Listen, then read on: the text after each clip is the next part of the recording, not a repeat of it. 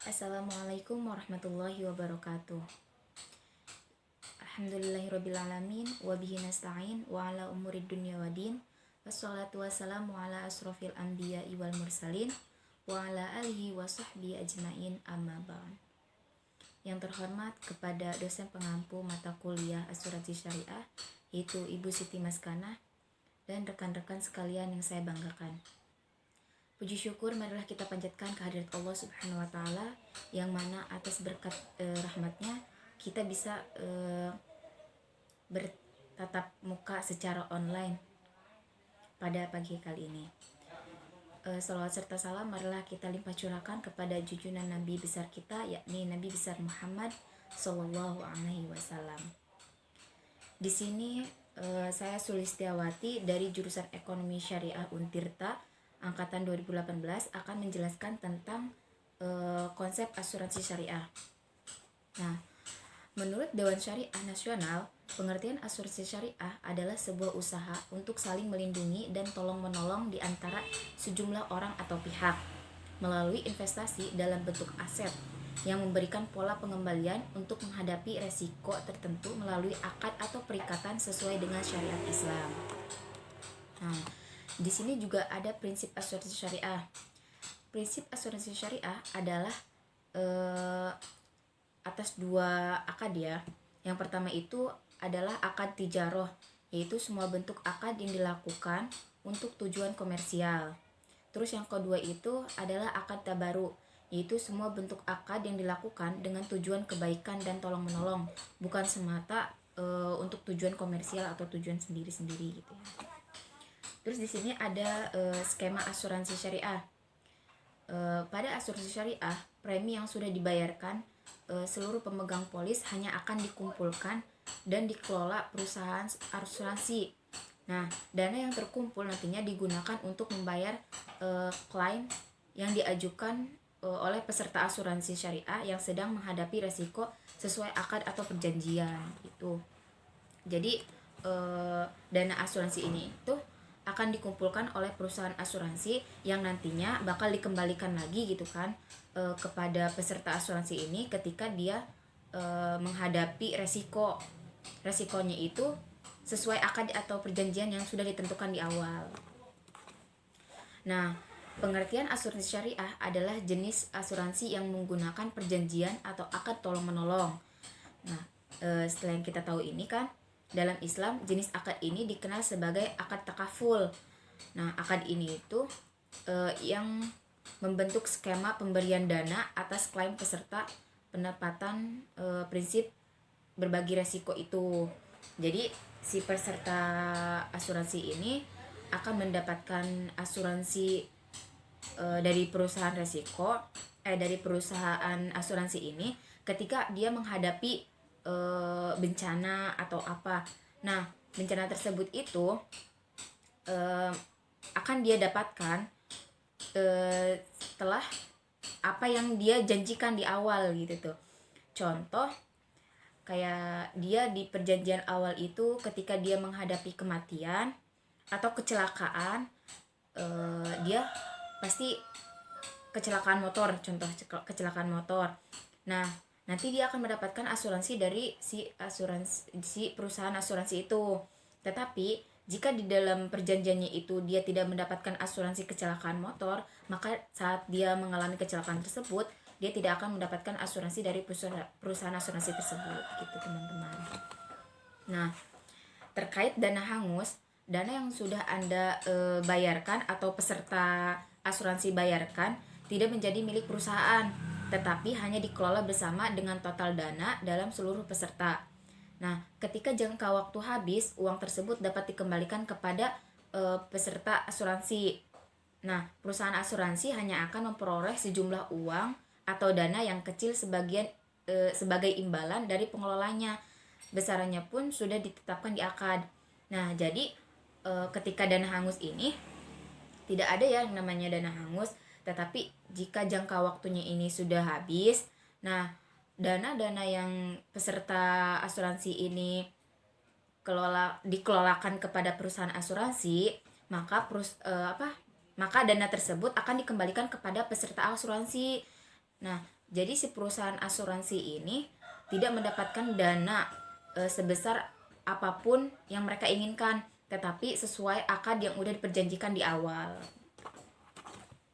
Nah, di asuransi syariah maupun asuransi konvensional, perusahaan asuransi akan memutar dana untuk menghasilkan keuntungan guna membiayai resiko peserta asuransi. Pada asuransi syariah, dana hanya bisa ditempatkan di jenis investasi yang tidak berhubungan dengan riba ataupun yang bertentangan dengan prinsip syariah. Nah, jadi ketika ketika dana peserta asuransi syariah ini apa namanya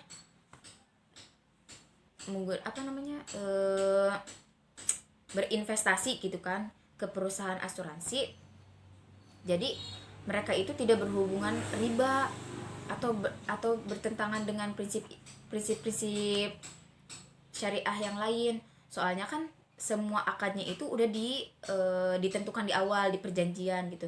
Jadi kedepannya jika ada kesalahan atau kalau itu pun kecelakaan atau apapun di tengah jalan, nah itu tuh udah ada solusinya di awal gitu tuh, udah tahu sendiri gitu tuh perjanjian atau akadnya itu di awal kayak gimana tuh.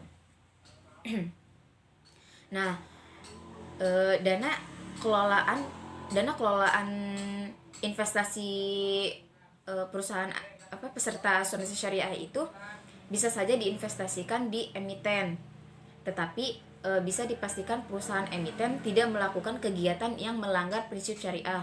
Umumnya perusahaan syariah akan menjadikan keputusan Dewan Syariah Nasional sebagai patokan untuk berinvestasi. Nah, jadi dana kelolaan bisa diinvestasikan ke emiten asalkan emiten ini tidak melakukan kegiatan yang melanggar prinsip syariah gitu tuh, teman-teman. Nah, di sini dalam proses investasi peserta juga berhak atas untung, di mana bagian pengelolaan dana sangat mungkin didapat untung yang membuat dana Anda berlipat ganda. Namun dalam asuransi syariah, dana atau premi yang dibayarkan peserta tidak menjadi pemilik atau tidak menjadi milik perusahaan asuransi, tetapi hanya dikelola.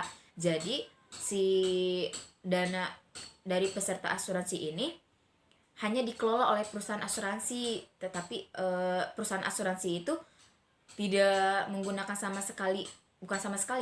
tidak menggunakan dana asuransi dari peserta asuransi itu melebihi apa yang sudah diakadkan. Perbedaan kepemilikan ini pada akhirnya membuat peserta asuransi juga berhak atas untung dari penginvestasian yang dikelola perusahaan asuransi. Besaran keuntungan yang diperoleh nantinya dibagi rata oleh perusahaan asuransi kepada seluruh peserta asuransi yang mengambil produk asuransi syariah. Nah, jadi dari keuntungan perusahaan asuransi syariah ini, seluruh para peserta asuransi syariah yang ada di perusahaan itu akan mendapatkan keuntungan juga. Jadi kayak bagi rata gitu. Nah, sistem bagi untung ini tidak hanya untuk perusahaan asuransi syariah, tetapi juga bersifat merata dan tidak boleh merugikan satu peserta pun. Selain itu, dana yang diinvestasikan harus selektif pada emiten atau sektor saham yang tidak dianggap haram oleh Dewan Syariah Nasional Majelis Ulama Indonesia. Nah, jadi kan tadi sudah dijelaskan ya bahwa keuntungan dari perusahaan asuransi ini akan dibagi rata kepada peserta asuransi, di mana seluruh pesertanya itu harus mendapatkan semua gitu, dan tidak ada satu peserta pun yang ketinggalan atau yang tidak kebagian dari keuntungan perusahaan itu. Nah, dari pengelolaan dana asuransi syariah juga harus transparan, baik terkait penggunaan kontribusi, surplus yang biasa dibagikan jika surplus ya, maupun pembagian hasil investasi. Nah, jadi dalam dalam pengelolaan dana asuransi syariah ini, pihak perusahaan dan para peserta asuransi ini dana pengelolaannya itu harus transparan, di mana jika perusahaan asuransi syariah ini mengelola dananya untuk apa, jadi si pesertanya ini harus dikasih tahu juga gitu tuh. Jadi agar tidak adanya kesalahpahaman atau miskomunikasi gitu tuh.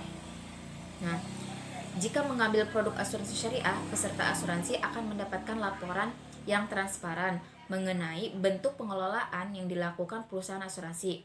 Laporan tersebut merupakan tanggung jawab perusahaan asuransi karena dana yang sudah peserta asuransi setorkan tidak berpindah kepemilikan ke perusahaan, melainkan hanya mempercayakan untuk dikelola. Nah, itu sudah saya jelaskan di awal gitu kan. Perusahaan peserta asuransi ini hanya mempercayakan kepada perusahaan asuransi untuk mengelola dananya, dan dananya itu tidak diserahkan kepemilikannya kepada perusahaan asuransi itu. Nah, di sini juga ada kewajiban para peserta asuransi, di mana saat memutuskan untuk menjadi peserta asuransi syariah, peserta asuransi memiliki kewajiban untuk membayar zakat. Nah, besaran zakat tersebut disesuaikan dengan keuntungan dari pengelolaan dana yang sudah dilakukan oleh perusahaan. Nah, jadi keuntungan sekaligus pahala juga untuk peserta asuransinya itu kita dapat membayar zakat gitu kan, dapat membayar zakat, dimana kan zakat ini dalam Islam sangat penting ya, maksudnya sangat penting bagi umat Islam untuk dilakukan gitu tuh, dimana itu tuh untuk bekal kita di akhirat. Nah, keunggulannya di perusahaan asuransi syariah ini, ketika mereka mendapatkan keuntungan dari investasi tersebut, nah keuntungan tersebut akan dibagikan kepada peserta asuransi, seluruh peserta asuransi, dan seluruh peserta asuransi ini diwajibkan untuk membayar zakat. Nah, jadi keuntungan tersebut itu kita tetap membayarkan zakat kepada orang yang lebih membutuhkan gitu kan, dimana kita sebagai umat muslim, ketika kita mendapatkan keuntungan atau rezeki gitu kan yang Allah berikan, sebaiknya kita harus membayarkan sebagian penghasilan kita atau sebagian keuntungan yang kita peroleh itu tuh dibayarkan untuk zakat, teman-teman, agar dana yang bakal kita kelola kembali gitu kan lebih berkah dan lebih menguntungkan untuk masyarakat banyak, teman-teman. Mungkin sekian dari saya, kurang lebihnya saya mohon maaf jika ada kata atau perilaku saya yang kurang baik ketika tadi membuat video, tolong maafkan. Dan mohon maaf jika suara-suara di pinggir saya kurang kondusif. Kurang lebihnya saya mohon maaf. Wallahul muwaffiq ila aqwamit thoriq. Wassalamualaikum warahmatullahi wabarakatuh.